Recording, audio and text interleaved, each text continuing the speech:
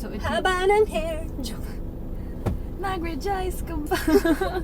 Girl! Ay! Gwapo.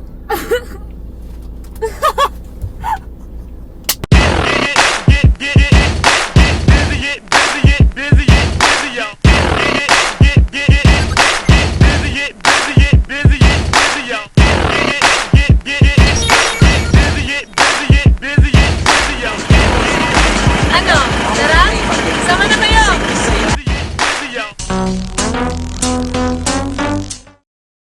Wow. Wow. Habulin natin. Traffic eh. Hindi pwedeng umatras.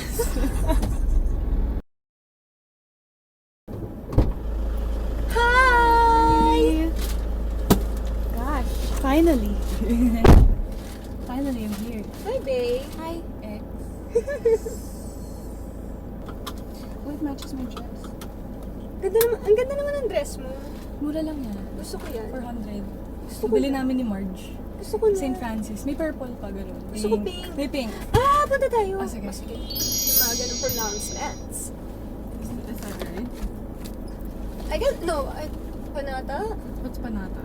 It's a good question. Panata is...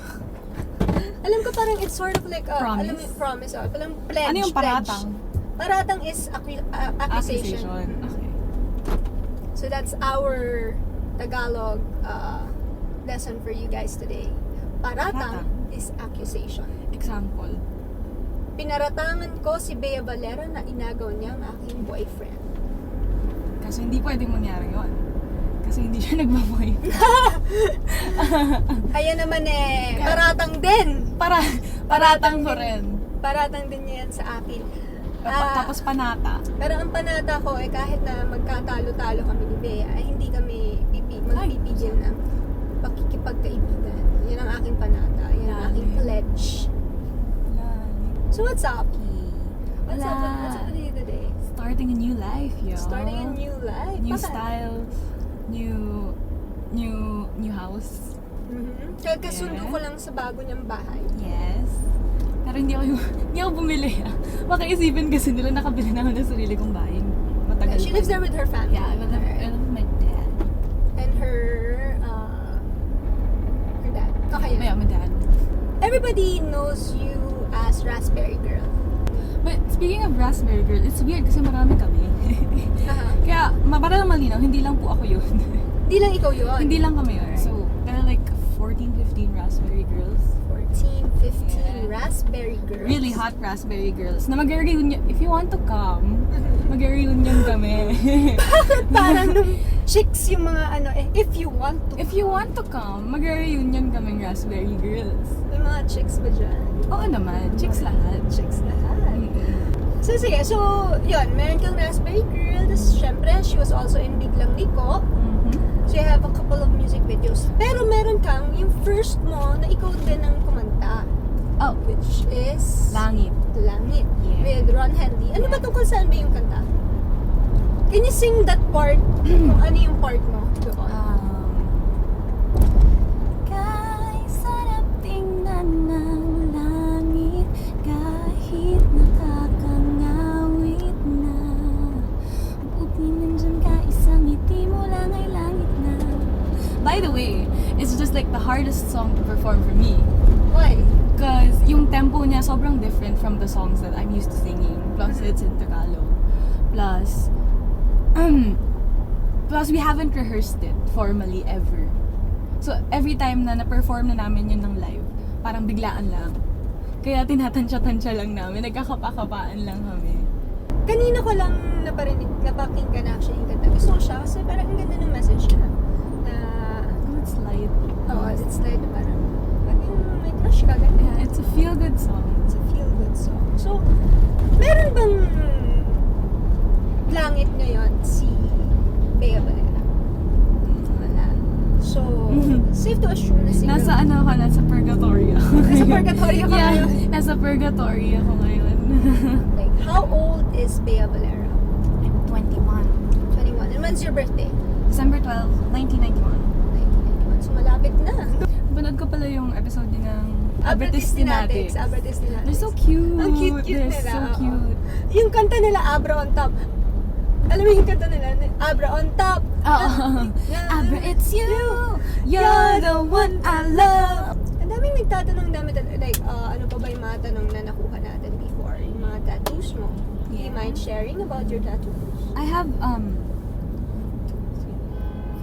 five. I have five of them. My first one I got when I was 17, which I totally regret.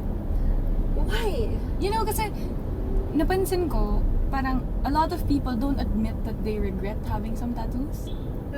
I regret having it too young. 17 is, yeah. Yeah, very 17 is too young for a tattoo and like not knowing what you really want in life. young. Ano ba yung tattoo yun? This one, this lightning bolt. Kaya ko siya pinapatungan. Kaya ko binuo kasi hindi ako contented dun sa taas. Taas natin, May. Para makita natin. This lightning bolt, right? So, before, lightning bolt lang siya. Yeah. Okay, tapos pinatungan mo na lang. Pinatungan ko na lang kasi wala lang. Okay. Regrettable. 17 ako nun, 500 pesos sa Baguio. Diba? 500 pesos 500 pesos sa Baguio. sa bag. At least memorable. Habang diba? naglalakad lang ako sa Session Road, ay, patattoo kaya ako. Ay, may tattoo na ako. Mali yung ginawa ko kasi Mali. may tunnel to. You have 5 tattoos and that's the first one. That was the first one. That What was the first second one? Second one was the peace sign. How old were you when you got that? I was 18 na already. Uh, Which is still young. Still young. Okay. Still young. With this one, I don't regret because I love it. It's like, it's something na parang, hindi ka magsasawa sa pisa. It's just like a heart, right? Okay. No one gets sick of hearts or stars or something. My third one, which one's mine? Was the one on my back. What does it say? It's just a chandelier, a black chandelier, which has a really funny story behind it, in fairness. Okay. Can you Kasi tell I us was the story? like 7 years old. Mm-hmm. Ay, hindi pala. Wait lang. If you guys know me, ako, so meron akong meron akong super duper laking fear. Mm-hmm. Kaya ba to? Super duper laking fear Yeah. sa electricity. Hindi ako nagsasaksak ng kahit ano. Tatawagin ko pa kung sino mang malapit sa akin para magsaksak ng kahit ano. Kasi when I was 7 or 8, may chandelier kami sa bahay. Umakyat ako sa table, tapos inabot ko yung diamonds. Kasi may diamonds yun. Inabot ko yung diamonds. Yung glass lang yun though. Tapos nakuryente ako. Tapos na-hospital ako for like 2 days. Dahil nakuryente ka doon sa chandelier. Yeah. Kaya, parang, wala lang, parang, pinatato ko yung weakness ko. Which is a black chandelier. Yeah, which was a black chandelier. Parang, just to remind myself na may weakness pa rin ako kahit anong nangyayari sa akin. Your fourth tattoo, My fourth one is this one. what does it say? C'est la vie. C'est la vie. It means that's life In French.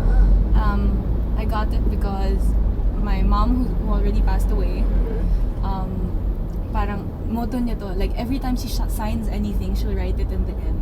C'est la vie. C'est la vie. So I got it now. So in remembrance of your In mom. remembrance of my mom. Okay. And your fifth tattoo would be... My fifth one, Oh, mukha ko pala yun. Medyo. ano ba to? Ayan. Yan. My fifth one is this, parang pag malayo kasi siya parang bungo. Yep. Pero if you look closely, it's actually a girl sitting in front of a mirror na nagme-makeup. Kasi ako, boyish ako, pero vain talaga ako. Okay. You know, parang may mga girls na girly girls, ganyan. Ako boyish talaga, pero... Parang cowboy ka, pero girly. Oo, ang weird eh, ang weird ng mix. That's the fifth tattoo. Yeah. Yun yung anong tawag mo dyan? Yung pag pinatungan mo. Pinatungan Yung ko. first tattoo mong lightning bolt Yeah. na nakuha mo sa bag. Sa Baguio for $500. Tapos ito pa yung story nun, pagbaba ko dun sa tattoo shop, sabi ko, sa Session Road to eh. Sabi ko, kuya, magkano magpa-tattoo? Tapos may narinig akong plastic. Binuksan niya agad yung needle, friend. So wala akong choice kundi mag-back out. Unless, parang, nabuksan yung needle. So I'd have to pay him, sayang. 300 Para dun for sa the needle. So nanghinayang ka dun sa needle na 300 pesos. So yeah, dagdag akong 200. May tattoo na ako. So yun, Okay. sobrang nire-regret ko yun. I mean, lately on Twitter, I've been getting a lot of questions or like tweets saying na once they get turn 18 or like or Ate Bea, I'm only 17 pero nagpaalam ako sa parents ko, pwede ako magpatattoo, sabi nila yes. Or Ate Bea, patingin ng tats mo, papagaya ko. Ganon. when you get a tattoo, make sure that it means something to you. Payo ko sa inyo, huwag niyong gayahin yung sa akin kasi baka dumating yung araw na hindi niyo na ako magustuhan. Tapos parehas pa rin tayo ng tattoo. Di ba nakaka-bad trip yun? Parang, diba? Parang sa relasyon, yung tipong papatato mo yung pangalan nung karelasyon mo, tapos syempre maghihiwalay kayo, di ba? Sorry, may mistake na. You have a tattoo with your ex's name? Yes! Where? It's hidden here. Kaya mo pinapatungan. No, it's still here. Let me see. But it's really small. Don't read that loud though. Pangalan ko yun eh.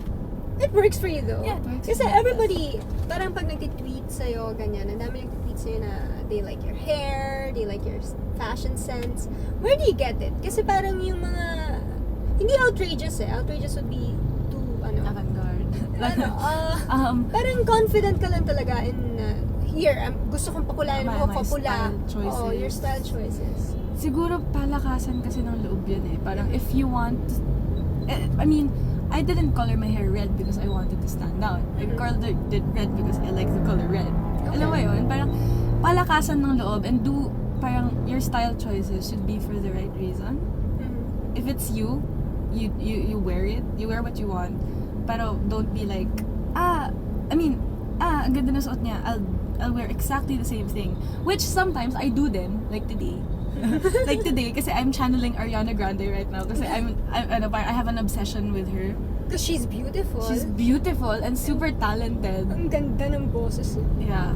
Parang they're likening her to Mariah. She's Yeah. the next Mariah. She's the anti-Miley. She's the anti-Mariah. Because she's sugar sweet, diba? She's sugary sweet. And parang, wala na. Ngayon, I'm going through a style change. I'm trying different things, trying to look sweeter. Just to balance off my tattoos. Kasi yung dad ko, sinabihan niya ako isang araw. Sabi niya sa akin, paano may manliligaw sa'yo niyan? Gumawa ka ng mga upak. Nice! Kasi suot ko ng Yeah. shorts, sando, ganyan, sneakers. Tapos may mga tattoos ka pa. Maton na maton ang Oo, dating. oo. People think na I go out like this all the time. I don't. Sometimes I go out without makeup, which I regret. Which I totally regret kasi every time I go out without makeup, may nakikita akong kakilala. Oo, tas alam mo yung parang iisipin mo, sana nakita na, parang kunyari, parang kunyari nakita mo yung ex mo, di ba? Oo. Tapos yung ex mo, parang yun yung araw, yun yung parang isang araw sa buong linggo mo na nisip mo, ay lalabas ako ng lang, di ako naligo, ganyan. Tapos pag nakita ka niyan, parang, patapon! Parang, Meron akong kwento. Nag-dinner kami, nila Abra, nila Ron, nila Looney, sa somewhere. Tapos andun si Ramon Bautista.